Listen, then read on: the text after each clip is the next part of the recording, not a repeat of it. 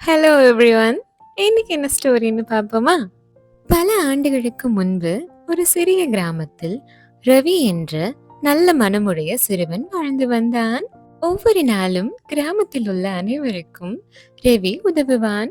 ஒரு வெயிலான மதிய வேளையில் ஒரு வயதான பாட்டி மிகவும் சோர்வாக நடந்து வந்து ஒரு மரத்தின் அடியில் அமர்ந்தார். அவர் பார்ப்பதற்கு மிகவும் பசியுடன் இருப்பதாக தோன்றியது. ரவி உடனே அவனிடம் இருந்த ஒரே ஒரு மாம்பழத்தை யோசிக்காமல் சிரித்தபடி பாட்டிக்கு கொடுத்தான். அதை கண்ட முதிய பெண் அன்பாக சொன்னால், உன் நல்ல மனம் உனக்கு ஒரு அதிசயத்தை தரும் என்றார். பிறகு ஒரு விதையை ரவியிடம் கொடுத்து, இதை உன் தோட்டத்தில் நட்டுவிடு என்றார். ரவி அவர்களுக்கு நன்றி கூறிவிட்டு வீட்டிற்கு சென்று அந்த விதையை நட்டு தண்ணீரை ஊற்றிவிட்டு உறங்கச் சென்று விட்டான்.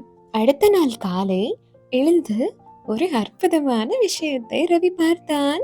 ஒரே இரவில் ஒரு பெரிய மாம்பழ மரம் வளர்ந்திருந்தது. ஆனால் அது சாதாரண மரம் போல் காட்சியளிக்கவில்லை. அதில் உள்ள ஒவ்வொரு மாம்பழமும் தங்கம் போல் மின்னியது.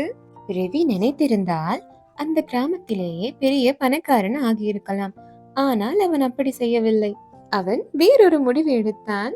அந்த மாம்பழங்களை முழு கிராமத்தாருடன் பகிர்ந்து கொண்டான். பசியுடன் இருந்த பல குடும்பங்களுக்கு உணவு கிடைத்தது.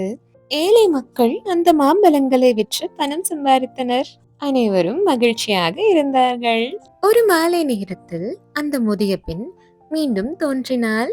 அவள் சிரித்துக்கொண்டே கூறினாள், உன் நல்ல எண்ணம் கொண்ட மனதால் தான் இந்த மரம் வளர்கிறது என்றார். நீ மற்றவர்களுக்கு உதவி கொண்டே இருந்தால் இந்த மரம் எப்பொழுதும் கனி கொடுக்கும் என்றும் கூறினார்.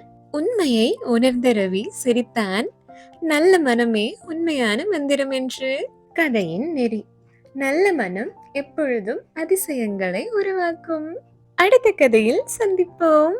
சொல்லவே மறந்துட்டேன் பாருங்க, மறக்காம சப்ஸ்கிரைப் பண்ணிக்கோங்க. அப்பதானே நெக்ஸ்ட் இன்ட்ரெஸ்டிங் ஸ்டோரியை மிஸ் பண்ணாம கேட்க முடியும்.